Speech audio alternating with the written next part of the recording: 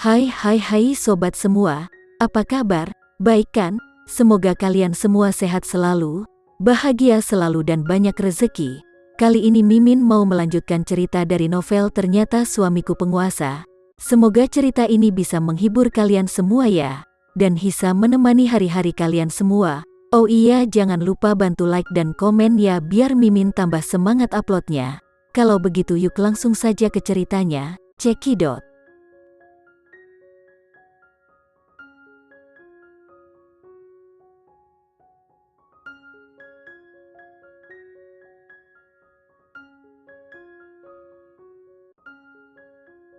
Putri, Randy memanggil namanya tetapi tidak berani mendekatinya.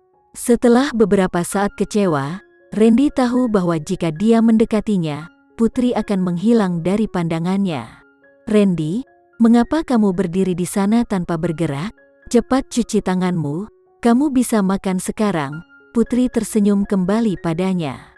Baik, Randy masih mengangguk, tapi dia tidak bergerak. Dia takut jika dia berbalik, Putri akan menghilang lagi. Randy, aku ingin cepat-cepat melahirkan anak kita ini. Putri sudah pergi dari dapur. Dia berdiri di ambang pintu kamar tidur, menatapnya dengan gugup dan malu-malu. Randy ingat apa yang Putri katakan padanya malam itu ketika mereka kembali dari rumah sakit. Malam itu, dia jelas orang yang pemalu, namun dia berani melakukan hal yang berani padanya. Jika dia tidak ingin bersamanya selamanya, dengan kepribadiannya, dia pasti tidak akan melakukan itu. Putri, apakah kamu benar-benar tega? Setelah Putri meninggalkan bekas yang tak terhapuskan dalam hidupnya, dia telah menggunakan cara yang begitu kejam untuk menghilang dari sisinya, mendorongnya ke neraka tanpa batas, merasakan rasa sakit dari segudang serangga yang merusak hati seseorang. Randy tidak menginginkan anak, dan dia juga tidak menginginkan wanita. Dia hanya menginginkannya, satu-satunya wanita yang disayanginya. Putri, Randy, apakah kita akan terus bersama? Kita tidak akan berpisah kan? Putri telah menanyakan pertanyaan ini sebelumnya, dan setiap kali dia menanyakannya, ekspresinya selalu sedih. Putri adalah orang yang sangat percaya diri, dan dia selalu mengatakan dia percaya padanya. Tetapi dia sangat tidak percaya diri tentang masa depan mereka. Sesuatu pasti telah terjadi pada Putri. Karena itu dia bisa berpikir seperti itu, dan Randy tidak mengetahui apa-apa tentangnya. Kenapa aku tidak mengetahuinya? Jika aku bisa menebak apa yang ada di pikirannya, pasti Putri masih ada di sini sekarang. Apa yang sebenarnya terjadi, dan apa yang tidak aku ketahui darinya? Randy berjalan ke ruangan tempat mereka tidur selama berbulan-bulan. Randy seperti sedang melihat Putri mengenakan dasi untuk pertama kalinya. Wajahnya merah karena malu, kepalanya tertunduk, dan dia membantunya dengan gugup dan penuh perhatian. Randy bersembunyi di kamarnya dan mencari di mana-mana untuk jejak Putri. Dalam keadaan kacau. Beberapa hari telah berlalu. Wah. Tangisan bayi yang jelas tiba-tiba datang dari luar pintu yang tebal. Tubuh Randy tiba-tiba menegang, tetapi dia dengan cepat bereaksi. Randy bergegas ke kamar mandi untuk mencuci muka dan merapikan pakaiannya. Ketika dia merasa bahwa dia tidak terlihat setua sebelumnya, dia membuka pintu. Wah, gelombang di luar pintu. Tangisan bayi masih berlanjut. Tetapi tangan Randy yang memegang gagang pintu tidak bergerak sama sekali. Randy menutup matanya dan mengambil napas dalam-dalam dari udara dingin sebelum dia memutar pegangan pintu dan membukanya. Di luar pintu, Putri menggendong anak mereka dan menatapnya sambil tersenyum, tapi dia hanya berkedip sekali. Orang di depannya berubah menjadi Priscilia dan seorang wanita asing. "Kak, ini bayimu, gendong dia sebentar saja." Setelah Priscilia mengatakan itu, dia memberi isyarat kepada perawat untuk menyerahkan anak itu kepada Randy. Randy melihat sekeliling tetapi tidak melihat bayinya. Sekali lagi, dia tidak melihat orang yang ingin dia lihat. Akhirnya, Randy menarik pandangannya dan melihat boneka di lengan wanita itu. Itu adalah anaknya dan Putri, satu-satunya pikiran yang ditinggalkannya. Randy mengulurkan tangan dengan tangan gemetar dan menggendong bayi itu. Randy tidak tahu apakah itu telepati atau tidak, tetapi ketika dia memeluknya, bayinya berhenti menangis. Bayi itu terus menangis, seolah-olah dia telah menderita banyak keluhan. Wajah anak itu kecil, tangan dan kakinya kecil, dan tubuhnya kecil. Dibandingkan dengan Randy, itu seperti Randy adalah raksasa, dan bayi itu adalah boneka kecil. Randy memeluknya, tidak peduli apa, dia tidak bisa membawanya. Namun, bayi itu tertidur di pelukannya sambil terisak.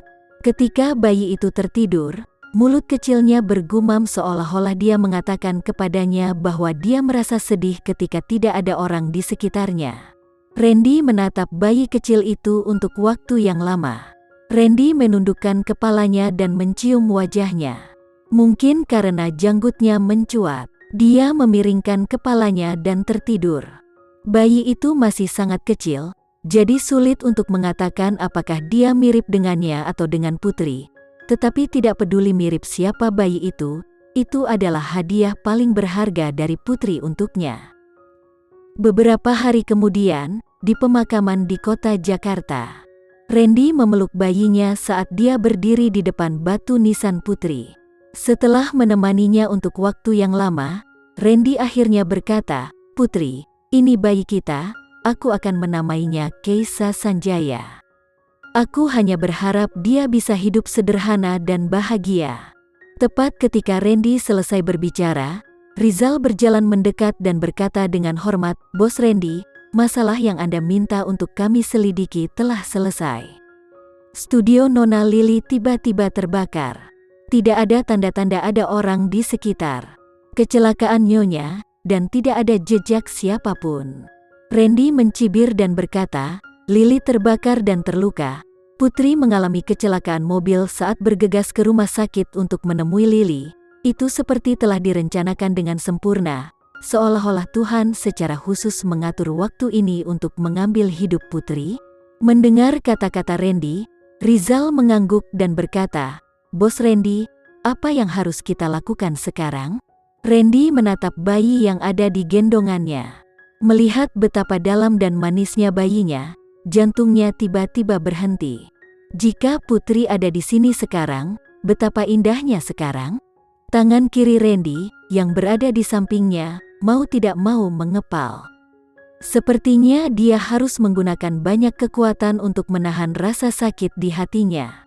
Setelah beberapa lama, Randy menarik napas dalam-dalam dan berkata dengan suara rendah, "Putri pasti belum mati."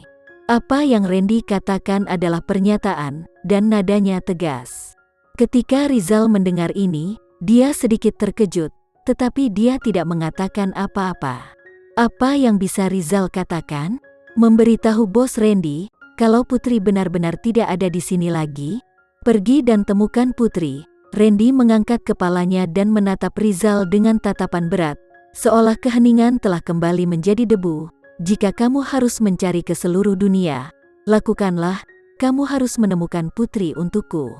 Dengan itu, Randy merasa bahwa ekspresi Rizal menjadi sangat aneh, seolah-olah Rizal sedang melihat orang gila. Tiba-tiba, Randy merasa itu mungkin dia benar-benar sudah gila dan semuanya meyakinkan. Namun, sampai saat ini, Randy masih merasa bahwa Putri belum mati. Dia benar-benar merasakannya, Putri masih di sana, di suatu tempat yang dia tidak tahu. Putri menunggunya untuk menemukannya, menunggunya datang dan menyelamatkannya. Petik 2. Kali ini, aku tidak akan mengecewakannya. Bahkan jika seluruh dunia berpikir aku gila, aku tidak akan menyerah untuk menemukannya. Randy mengepalkan tangan kirinya. Dalam keadaan halusinasi, Randy sepertinya melihat adegan saat Putri dan dia membawa anak mereka, melihat matahari terbenam.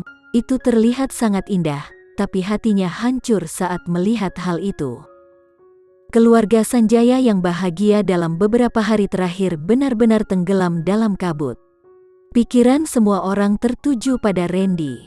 Mamanya diam-diam menyeka air matanya karena rasa sakit yang dia rasakan untuk putranya. Dia sangat menyadari kepribadian putranya. Sejak kecil, Randy jarang berbicara. Dia selalu menyimpan segalanya untuk dirinya sendiri dan tidak pernah membicarakannya kepada orang lain. Sekarang, mereka tahu bahwa Randy sedang sedih, tetapi mereka tidak dapat menemukan cara untuk membujuknya atau menghiburnya. Mereka hanya bisa melihatnya merasakan lukanya yang sakit tapi tak berdarah. Papanya menepuk punggung mamanya, merasakan sakit dan ketidakberdayaan, dan dengan lembut menasihati, "Ma, jangan menangis." Dengan seorang pemimpin besar seperti Randy pasti tahu bagaimana mendamaikan emosinya, jadi tidak akan terjadi apa-apa padanya. Apakah semua akan baik-baik saja? Menurutmu apa yang Randy lakukan akhir-akhir ini? Randy hidup seperti zombie. Jika bukan karena bayi kecil itu, Randy mungkin akan melakukan hal gila.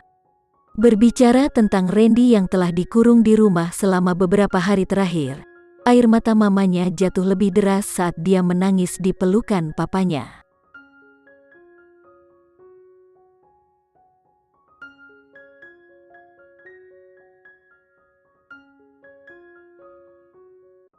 Sekian dulu ya cerita kali ini, kita lanjutkan lagi ceritanya di lain waktu. Oh iya, bagaimana menurut kalian? Semoga bisa sedikit menghibur kalian semua. Jangan lupa like, share dan komen ya. Untuk teman-teman yang baru nonton jangan lupa subscribe-nya. Hehehe, kalau ada teman-teman yang ingin gabung langganan bisa langsung gabung saja untuk dapat fitur yang menarik dan sedikit membantu Mimin. Terima kasih sudah menonton, sampai jumpa lagi. Bye bye bye.